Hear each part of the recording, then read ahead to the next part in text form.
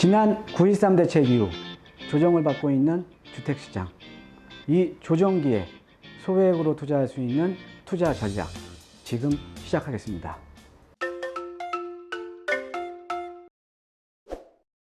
예, 안녕하십니까. 드림문두산 투자연구소 대표 정창래입니다. 자, 이번 시간에는요, 이제 그 소액 투자를 주제로 해서 제가 이제 강의를 좀 준비를 해봤습니다.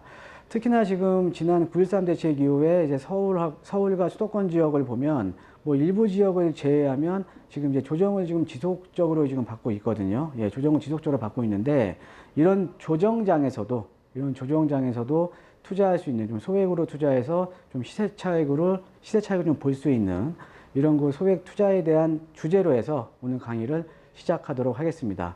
자, 그래서 오늘 강의 주제는요, 불경기에 강한 소액 투자.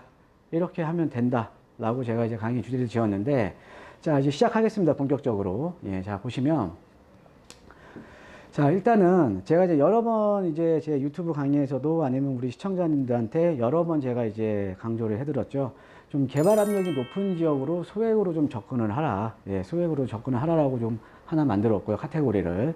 그 다음에 이제 두 번째로 이제 보시면 아파트 가격이 지금 이제 상승을 했죠. 그쵸? 지금 조정을 받고는 있지만은 지금 그동안 한 3, 4년 동안 아파트 가격이 크게 상승을 했습니다. 예, 아파트 가격이 상승을 하다 보니까 사실 아파트 같은 경우에는 그 작년 초까지만 하더라도 서울 도심에서 한 1억에서 한 1억 5천 정도로 투자할 수 있는 아파트들, 그러니까 시세 차익을 볼 수 있는 아파트들이 상당히 많았다라는 거죠.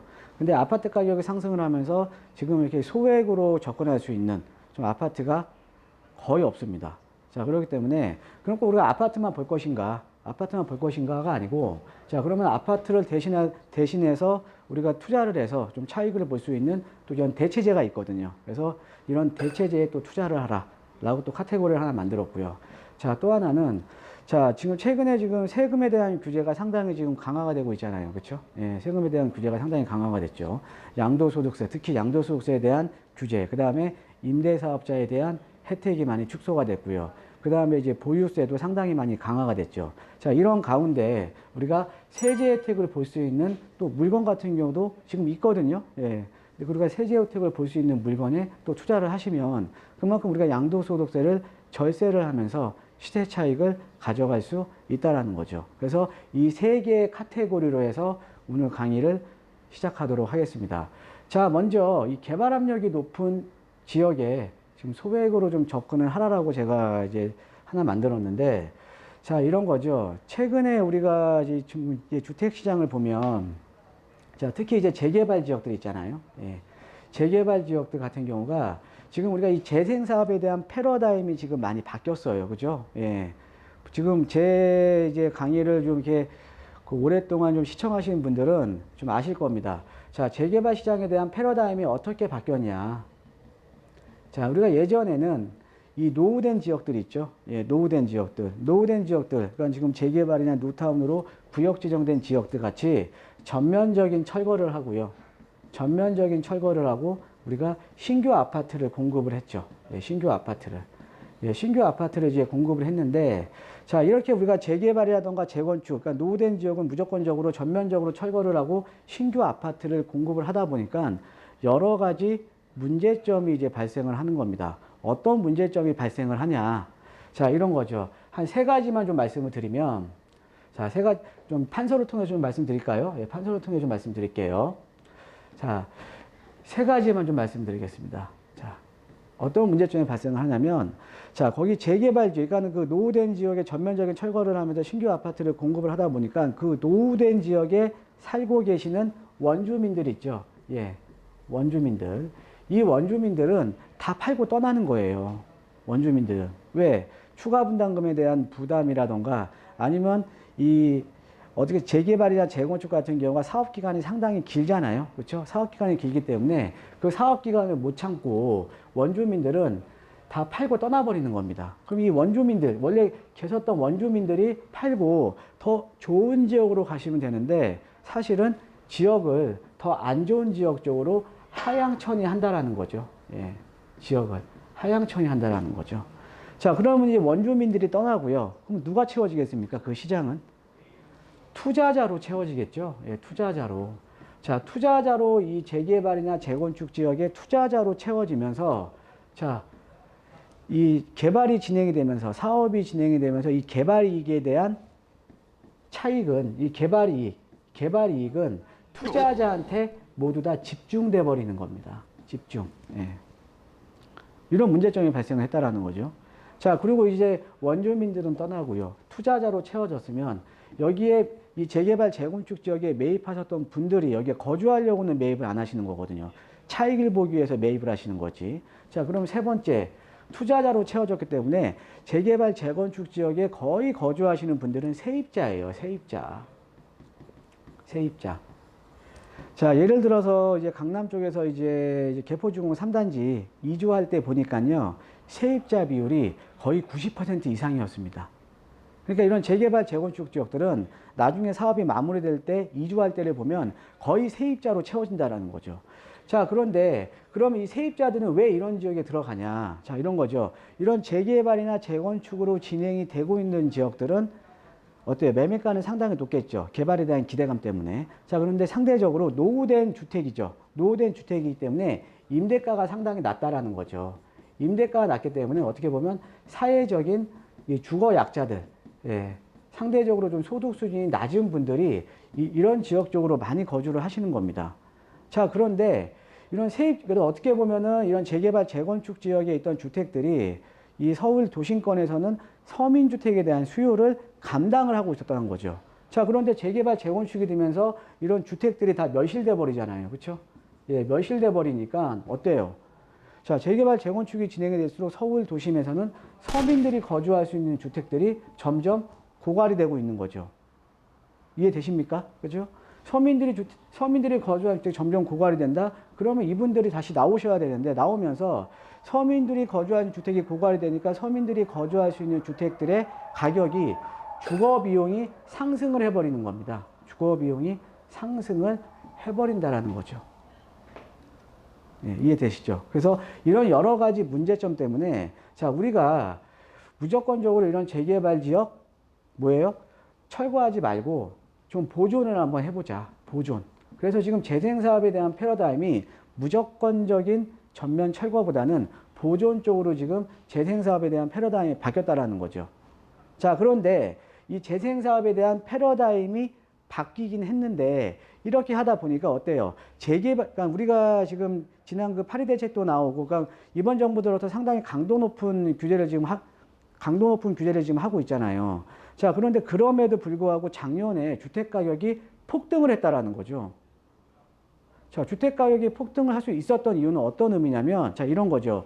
재개발 지역, 재개발이나 뉴타운 지역에 여러 번 제가 말씀드렸듯이 뉴타운 출구 전략을 통해서 계속 구역 지정을 해제를 해주면서 보존하는 방식으로 가다 보니까 재개발이 안 되는 거예요. 재개발이 줄어드는 거죠. 그러니까 아파트 공급이 안 되잖아요. 그렇죠? 아파트 공급이 안 되면서 그게 계속 쌓여서 주택이 부족했던 겁니다. 그게 지난해 폭등 장세로 연출이 됐었던 거죠. 자, 그러니까 어떻게 보면 아까 원주민들은 지역을 하향천이하고, 그 다음에 자본이득은 투자자한테 집중되고, 또 서민들 입장에서는 재개발 재건축이 될수록 이 주거에 대한 비용이 증가를 한다라는 그런 문제점 때문에 뉴타운 출구 전략을 폈는데, 이 뉴타운 출구 전략이 결과론적으로는 주택가격 폭등으로 이어졌다라는 거죠. 자, 그러면 자, 앞으로는 언젠가는 다시 개발 압력이 높은 지역에 신규 아파트를 공급을 해줄 수밖에 없습니다. 그렇죠? 예, 재개발 지역으로 지정을 해준 다음에 자, 그러면 우리가 이 개발 압력이 높은 지역에 지금 미리 소액으로 좀 투자를 해놓으면 좋을 거 아닙니까? 근데 제가 지금 말씀드리는 게 왜 소액이냐? 이게 중요한 거죠. 왜 소액으로 접근을 해야 되냐?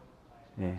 자, 우리가 이 개발지는 프리미엄이 형성이 돼요. 프리미엄. 예, 프리미엄이 형성이 되는데, 자, 이런 거죠. 자, 한번 이제 다음 장을 한번 넘어가 보겠습니다.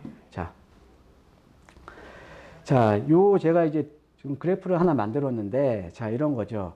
자, 어떤 지역에 이제 재개발이나 재건축 지역에 대지 지분이 5평짜리가 있고요. 대지 지분이 10평짜리가 있고요. 대지 지분이 15평짜리가 있고 20평짜리가 있어요. 자, 그럼 이 재개발 재건축 지역이 사업 진행이 잘 되고 있는 지역들은 투자자들이 대거 들어올 거 아닙니까? 그렇죠? 자, 그럼 투자자들의 입장에서는 어떤 물건을 선호하겠어요? 상대적으로 소액으로 접근할 수 있는 물건들을 많이 매입을 할 거 아닙니까? 자, 그럼 상대적으로 대지 지분이 작은 것들이 소액으로 좀 접근이 가능하겠죠? 그렇죠? 자, 그럼 이 대지 지분 5평짜리 같은 경우에 투자자들이 많이 몰려들다 보니까 그런데 이 지역에 5평짜리는 물건이 제한적이잖아요. 물건이 계속적으로 공급될 수는 없는 거죠. 그렇죠? 자, 그러면은 대지 지분 5평짜리에 투자자가 몰려드니까 프리미엄이 사실은 높게 형성이 되는 겁니다. 높게. 자, 그 다음에 이제 10평짜리는 얘보다는 투자 금액이 좀 많으니까 프리미엄이 얘보다는 좀 낮게 형성이 되는 거고 15평짜리는 또 얘보다도 좀 프리미엄이 낮게 형성이 되는 거고 대지 지분 20평짜리는 얘보다도 좀 프리미엄이 낮게 형성이 되는 거죠. 자, 그래서 우리가 여러분들 그 재개발 지역들 있죠. 재개발 지역들 가보시면 다세대 같은 경우에는 지분당 가격이 상당히 높죠. 그죠? 예, 지금 우리가 한남부타운 같은 경우에도 거의 뭐 다세대 주택들 지금 뭐 지분당 가격이 지금 1억이 넘어가잖아요. 그렇죠? 자, 그런데 우리가 다가구라던가 단독 같은 경우는 그거보다 한참 못 미치죠. 예, 지분 가격이. 자, 그런 게 바로 이런 이유 때문에 형성이 되는 거예요. 이해되십니까? 자, 그래서 만약에 이렇게 사업 진행이 잘 되고 있고 투자자가 계속적으로 유입이 되는 지역들은 어떻게 투자를 하셔야 되냐면요. 내가 프리미엄을 적게 주고 사셔야 될 거 아닙니까? 그죠? 프리미엄을. 그러면은 그런 지역들은 대지 지분이 큰 거를 사셔야 되는 거예요. 그러니까 내가 투자 금액을 좀 높게 해서 가야 된다라는 거죠. 자, 근데 반대로 그냥 여기가 지금 개발 초기라던가 아니면 앞으로 개발 압력이 높은 지역들이에요. 앞으로 개발될 가능성이 높은 지역들이죠. 그럼 이런 지역들은 향후 사업 진행이 됐을 때 어떤 거 사야 돼요? 프리미엄이 높게 붙을 거를 사야지 내가 차익이 크겠죠. 그렇죠? 그래서 아까 말씀드렸듯이 이런 개발 압력이 높은 지역, 앞으로 개발 가능성이 큰 지역들은 앞으로 프리미엄이 높게 형성이 될 물건들, 그래서 소액으로 접근 가능한 물건들을 매입을 하셔야 된다는 겁니다. 이게 바로 프리미엄에 따른 투자 전략이에요. 자, 거기에다가 우리가 소액으로 접근해야 되는 이유 또 하나가 있죠. 왜? 개발 가능성이 큰 거잖아요. 개발이 되는 게 아니라. 그렇죠? 그럼 당연히 투자에 대한 리스크를 줄여야 될 거 아닙니까? 그죠? 예. 그렇기 때문에 개발 압력이 높은 지역들은 소액으로 접근을 하셔야 돼요. 제가 왜 이걸 강조를 해드리냐면 제가 얼마 전에 상담을 한번 했는데 그분께서 어떤 모 지역이에요. 개발 압력이 높은 지역들. 예, 그러니까 개발 압력이 높은 지역들인데 그 지역에 이제 다가구 주택을 보셨더라고요. 단독주택, 큰 거. 예. 그냥 투자 금액도 좀 많이 들어갑니다. 예. 그런데 그런 개발 압력이 높은 지역에 다가구나 단독 같은 투자 금액이 크게 들어가는 물건들은 사실은 나중에 차익이 적다라는 거죠. 투자 금액만 높고. 그러니까 투자 금액 대비 프리미엄은 낮게 형성이 되니까 어때요? 수익률이 낮은 거예요. 수익률이. 그러니까는 우리가 이 개발 압력이 높은 지역들은 무조건적으로 소액으로 좀 접근을 하시는 게 어떻게 보면 내가 향후에 시세 차익을 좀 높일 수 있는 전략입니다. 예, 이렇게 좀 정리를 하시면 될 것 같고요. 자, 그 다음에 두 번째, 뭐 개발 압력이 높은 지역이 아니더라도, 자, 최근에 보면요. 자, 아파트 가격이 이제 상승을 하다 보니까 이 수요자들의 입장에서는 아파트를 사기에는 상당히 좀 부담이 따라요. 그렇죠? 부담이 따르는 거 어떻게 해요? 주택을 다운사이징 하는 거죠. 주택을. 아니면은 지역을 하향천이해서 주택을 매입을 하는 겁니다. 그러니까 주택 가격이 낮은 지역 쪽으로 이동을 하거나 아니면 그 지역에 살기를 원하면 주택을 다운사이징 하는 거죠. 주택을 다운사이징 하면서 아파트는 좀 매수하기가 좀 부담스러우니까 우리가 다세대라든가 이런 뭐 연립이라든가 이런 빌라들 이런 어떻게 보면은 좀 소형 주택들을 많이 매입을 한다라는 거죠. 그래서 최근에 거래량을 보면요. 1월달 거래량을 제가 지난 강의에서도 말씀을 드렸지만 1월달 거래량을 보면 아파트 거래량보다 아파트 외 거래량이 훨씬 더 높았어요. 예, 그러니까 주택을 지금 다운사이징 한다라는 거죠. 주택을 다운사이징 한다라는 거는 서민주택이라든가 소형주택에 대한 수요가 지금 많아지고 있다라는 겁니다. 예, 그럼 자, 아파트는 가격이 높다 보니까는 우리가 투자 쪽으로 들어가면 수요자들이 들어오는 쪽에 내가 길목만 잡고 있으면 되는 거 아니에요. 그렇죠? 예, 그래서 이런 거 대체재 투자도 가능하다라고 보시면 될 것 같고요. 자, 그 다음에 이제 아까 한번 설명을 드렸죠. 자, 재개발, 재건축이 지금 진행이 되면 될수록 서울 도심에 서민들이 거주할 수 있는 주택들이 집중적으로 멸실이 되고 있는 거예요. 그럼 그 멸실되는 양만큼 서울 도심에 이런 서민주택들이 공급이 돼야 되는데 중요한 거는 땅이 없다라는 거죠. 서울은. 땅이 없다 보니까 서민주택들이 계속적으로 멸실되니까 이런 소형주택들 아니면 저가주택들에 대한 희소성이 지금 계속 부각이 되고 있는 겁니다. 그래서 가격은 꾸준하게 지금 계속 오르고 있다라는 거죠. 제가 항상 강조해 드리는 게 뭐예요, 여러분? 희소성.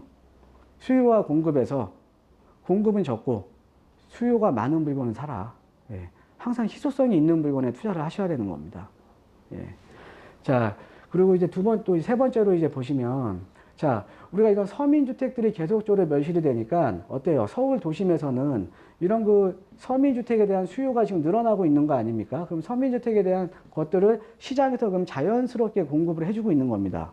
자, 자연스럽게 지금 공급을 해주고 있는데, 이런 빌라 같은 경우니까 공급을 해주고 있다라는 거죠. 자, 그럼 빌라 같은 경우를 지금 공급을 하고 있는데, 자, 그럼 빌라를 공급을 하려면 뭐가 필요해요? 땅이 필요하잖아요.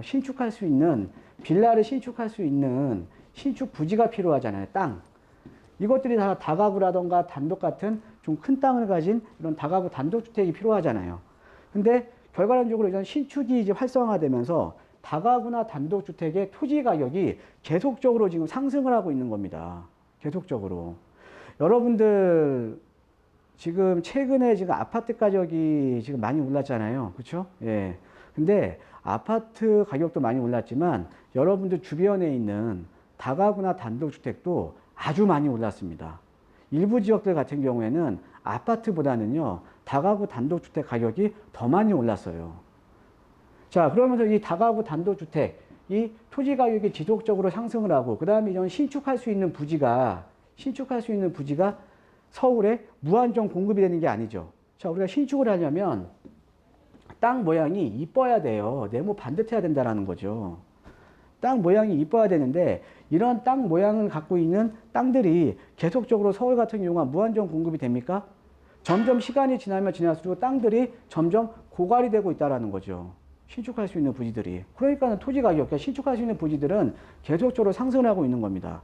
지금 제 방송을 보고 계시는 시청자분들 중에 혹시나 내가 다가구나 단독주택 좀 큰 필지를 갖고 있고 땅 모양이 좀 괜찮다 싶으신 분들은요, 그거 절대 파시면 안 됩니다. 왜? 지금 땅이 점점 희소해지는 거 아닙니까? 서울 도심에서도.